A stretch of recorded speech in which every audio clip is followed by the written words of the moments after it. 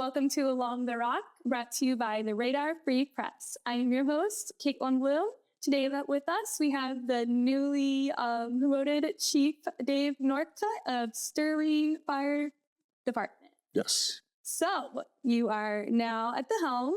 What changes are you looking to make at the Sterling Fire Department? Well, the first thing is, of course, going back through our standard operating guidelines and procedures, making sure they're applicable and up to date, which we are changing some because we have changed a lot of their operational standards over the last year. Some of it is working with Rock Falls still because the automatic aid agreement is still in effect with Rock Falls Fire Sterling Fire. But also we started working with the two Dixon departments, Dixon City and Dixon Rural. So trying to get all four of us working the same way on operational scenes such as structure fires and things like that. So starting to go through our procedures first, still trying to work on the Manny, trying to get back up to 7 per shift, which is somewhat of a struggle because first of all, we're down staff still. We're in the middle of the hiring process. Hopefully within the next year, we'll be fully staffed for 6 people on a shift, but the goal is to go to 7, get our apparatus back up to our standards that we want. And we're also trying to update our buildings, remodel some of it, adding on to Station 2, things like that. So some of it is little things that we're working on and some of it are big. That's good to hear. I want to hear more about, you're going to be working with the local fires, departments. I've always known that, we've had a good relationship with Rock Falls. What does that look like moving forward? What are you working on with Dixon as well? So basically the same thing with the two Dixon departments. It's Dixon City and Dixon Rural are the full-time departments in Lake County on the west side. We're the 2 full-time departments on the east side of Whiteside. So we're within a 10 to 15 minute response area for everything. So we really do rely on each other heavily, as well as the volunteer departments around both of the counties and the other counties on top of that, if it's big enough. But we want our administration to be running our scenes the same way, because when the chiefs get there, we have a chief in charge, then we have a chief's aide, we have a safety officer that's very important, and then after that we have divisional officers such as the front of the building, back of the building, things like that. So for us to be on the same sheet of music is drastically important, and then it filters down to the crews working the same way, understanding each other's maneuvers and thoughts. And so we're training more together. We're making sure that all of our policies and procedures, especially Sterling Rock Falls, since we are auto aid, agree and are on the same line of thinking. And then now the two Dixon departments in Sterling Rock Falls are working together between the 4 of us as well.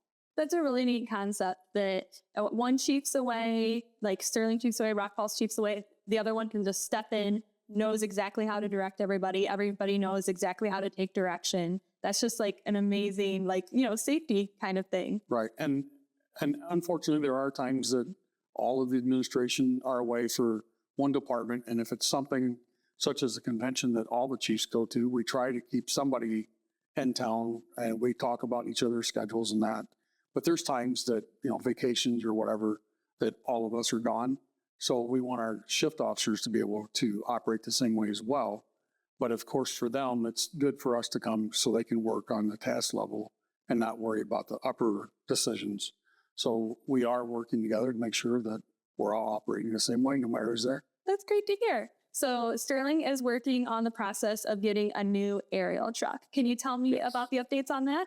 So as you know, before you left the council, we went through a big process of getting specifications put together. We call them specs for short, and exactly what we wanted. Then we put it out for bid. So Rosenbauer out of Minnesota is the one that we went with, and just under $1.9 million, unfortunately for the taxpayers. However, for what we're getting, and as long as we think the truck is going to last, we think that was a really good price comparative to the other manufacturers. The last step, we just went to Minnesota for 3 days, went back through the specifications to include what size tire, what color light, everything, how the cabinets are laid out, what size motor, anything and everything you can think of on building an apparatus. We went through that. It took us all 3 days, very long days, but now the next step is they go back to their engineers, make sure everything is still agreed upon, that they can do exactly what we're wanting. And then after that, then they start ordering everything. They're a single source. So they build the truck starting with 2 rails. So they have the rails, then they start ordering a motor, transmission, the aerial, building the cabinets, the whole thing. And they do it there. And then we'll have 3 more stops, go up there and check on it as it's being built. Make sure, first of all, it's getting done the way we want. Make sure there's not something that come up that we need to change or want to change. And then, of course, the final one is making sure it looks exactly like we want it, no faults, and then we get to bring it home. That's exciting. So like one thing I want to add is people are like, okay, that price, but I know one of the aspects of it is it's tall enough that any grain bin around here, right. You're going to be able to get into it. So it's going to be 101 foot, and the last 14 foot of the aerial will be able to articulate. So not only does it go straight up in the air or whichever direction, left and right, but that last 14 foot will actually come down as well. So a grain bin is a perfect example. You raise the stick up in the air, but then you need to go horizontal. This truck will be able to do that for us. And again, at the 101 foot, minus the last 14 foot, but all of the buildings and Sterling, Rock Falls, and Dixon, as well as the communities that we are mutual aid to within our Mavis organization, I think it's going to serve everyone well. That's really nice to hear. So there has been talk about the potential of us having a joint training facility between us and Rock Falls. Can you give us any updates and information on that? Well, Rock Falls, because of the way that they had to put in for the grant, it was through the Sorensen grant, and Rock Falls had to put it in just under their name. However, the joint training facility, and it's going to take us a while to do, but it's going to happen, between the 2 communities, we've agreed to it. So it's going to be in honor of Garret Ramos, he's actually a lieutenant at the time, promoted to captain posthumously. We're doing it in his honor. So it's going to be the Garret Ramos Memorial Training Center. The first building is the training tower itself. And we did a needs assessment, came up with the idea of it's going to have to serve live burn training. It's going to have to serve as search and rescue, technical rescue, and all of those things combined. So we went out and did our homework on what type of buildings are out there that can be built that way, and come up with the price of the first building is going to be $1.5 million. So the city of Rock Falls and city of Sterling went through all of our land that's available to us that we're allowed to burn in, because we do have burn ordinances in some places. And then after that, we have to have a certain size of land because it's going to be a live burn. All the NFPA standards and OSHA, IDAL standards and everything, we have to follow that. So the location is going to end up being in Rock Falls, which is going to serve both communities well. They're going to have a lot of the infrastructure already there. So once we get the funding for it, and again, the Sorensen grant was put in, unfortunately, the first round got canceled because of the political environment, but now it has since opened up again, so it's been applied for again. And if we get that grant, that's going to cover all but about the $600,000 of that first building, which would be split between the 2 communities, or anybody that wants to help fund it, donate to it, or anything like that. And then after that, the next step would be planning a classroom portion to it. And because of the standards, we can't have our classroom where we burn because of the carcinogens and all that. So it's going to have to be a separate classroom. So that's going to be another building that we're going to have to build, and hopefully, grants and funding, donations, et cetera, will take care of that. So the ultimate goal, again, we know that this is not overnight. The ultimate goal is we want it to be a regional training center, not just for Sterling and Rock Falls, but for our county and our counties surrounding us.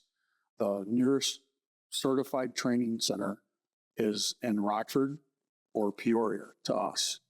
And for us to send our own staff up to those academies, you have either the travel time back and forth or the hotels to stay there, plus the food, plus the gas and travel and wear and tear on not just the guys going back and forth, but the equipment going back and forth as well. So if we could do something that here, then that would save us money in the end, plus give us a tremendous facility to train Sterling Rock Falls on a daily basis if we wanted to.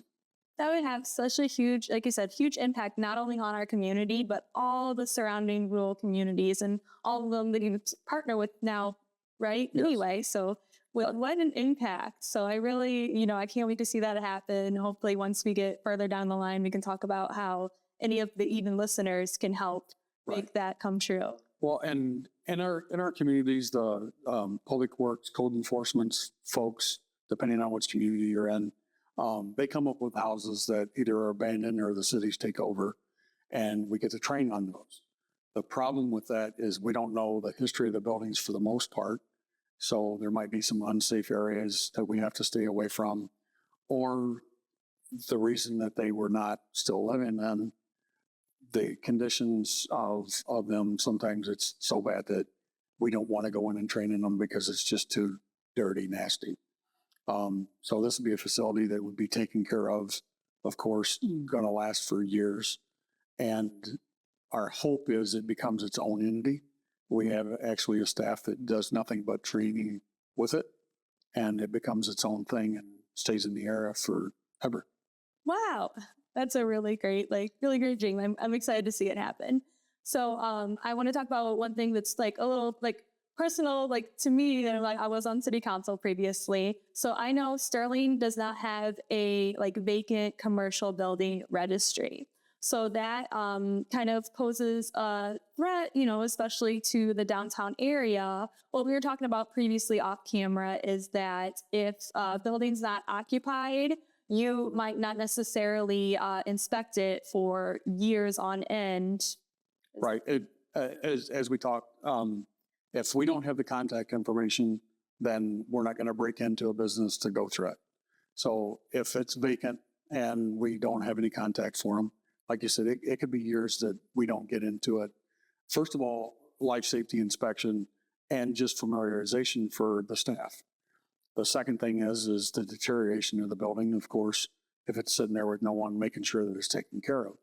So that would be a huge thing for us to have the contact with that. It's the same thing with the rental inspection program that you guys were putting together before you left, that the contact of knowing where those are for the fire department, EMS, and PD, that could be huge when we're responding to a place at 2 or 3 o'clock in the morning, and nothing else than the contact information, getting somebody that's responsible for it there, or for us just being familiar and knowing how to get into it without breaking in, basically. Yeah, so like the concept of the registry would be there's these commercial buildings, they're empty, they've been empty for years. If there's a registry, if there's a contact, there can be regular inspections done.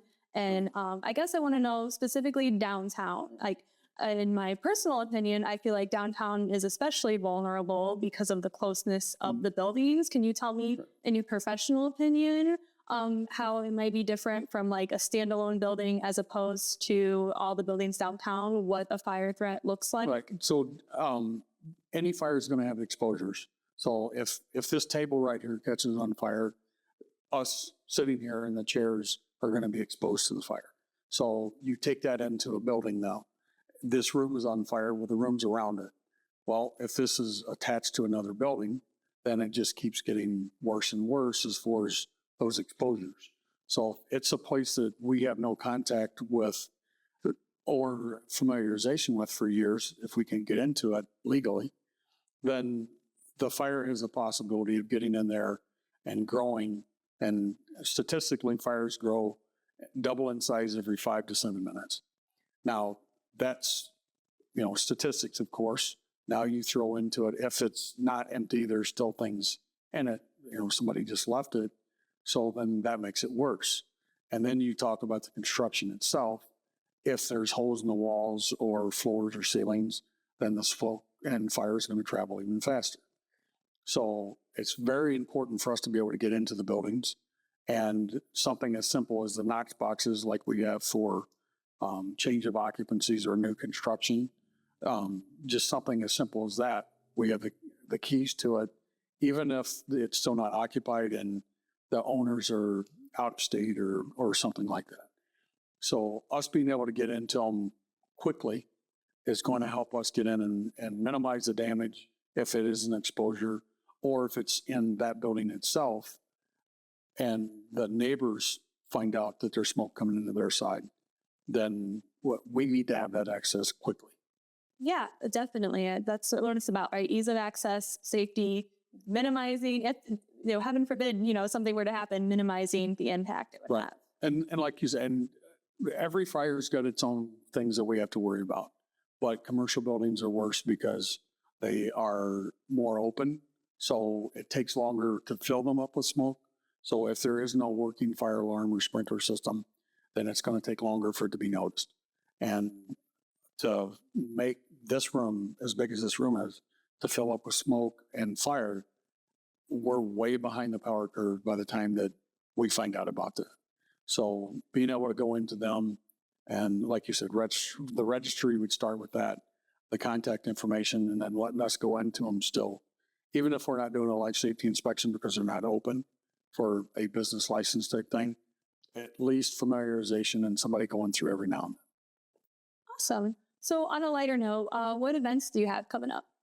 August 5th, I believe, is the National Night Out. We still do some public education things and have people come down and look at the trucks and the stations and things, but we will be involved in the National Night Out, which is actually on the PD side of the world, but we all play together, so we're going to be involved in that. We're going to take our trucks down, actually going to take our rescue boat this time, because that's something that not a lot of people see unless they need it, unfortunately. But we want them to see that and know what its capabilities are. And we might possibly have the fire safety house as well, so adults or kids can go through it, and we can teach them how to get out of the house and safely. That's really neat. Well, is there anything else you want to add? Anything else that maybe you feel like there's a misconception about the fire department, or there's just something you really want the public to know? Well, first I'll talk about one more piece of apparatus. We do have a new tender, which is basically a water hauler. It's due within the next week or two. We purchased that out of Osco, out of Orion, Illinois, and it's going to be our frontline tender. And then we're going to take our older one, working with Rock Falls. Once again, we're going to refurb it, and it's going to become a backup for Sterling and Rock Falls both. A shared, we talked about that earlier, of doing things together because we're so close. Well, we are sharing equipment, and that's going to be the first big piece of equipment that we share, and including expenses and everything. So on that side of things, that's another new thing coming up. And probably the misconception is, why do we run around in our trucks? And we take our trucks everywhere because it's kind of like back in the day when the Sears repairman ran around in his truck. Well, all of his tools are in his truck. Well, all of our tools are in our fire trucks. So if we're out doing a life safety inspection, we take the truck, because if somebody calls for an emergency, we don't want to take the time, if we're in a pickup truck, to go back to the station to get the truck that we need and then respond to the call. So when everyone sees us going around without our lights on, we might be going on a call to help someone up or something like that that's not warranted for lights and sirens. But it could be something as simple as us running an errand or doing a public education event or our life safety inspections. But we stay in our truck, so we're in service all the time. No matter what the call is, we're ready to respond. Well, that's really insightful. Well, I want to say thank you, Dave, for joining me today. Thanks for having me. Yeah, thank you to our production team and to our listeners. If you want to see more videos like these, please visit theradar.online.